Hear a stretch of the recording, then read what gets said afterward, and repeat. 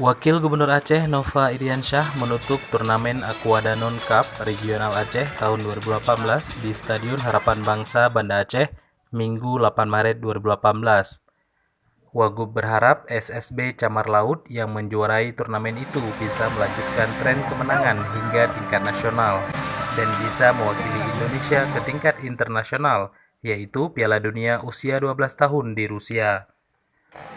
SSB Camar Laut menjuarai Piala Danon Regional Aceh setelah pada partai final mengalahkan SSB Posila 2-1 yang juga berasal dari Lok Sumawe. Sementara juara 3 direbut oleh SSB Matangkuli setelah mengandaskan SSB Cagai United. Bagi SSB Camar Laut, kemenangan mereka di Aceh serasa sempurna. Pasalnya, tim asal kota petrodolar itu juga menjadi tim fair play.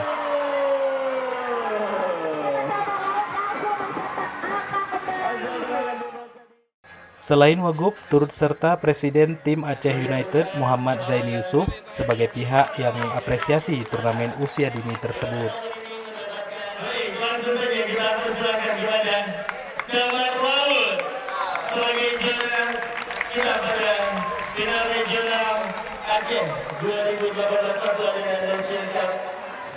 Amin.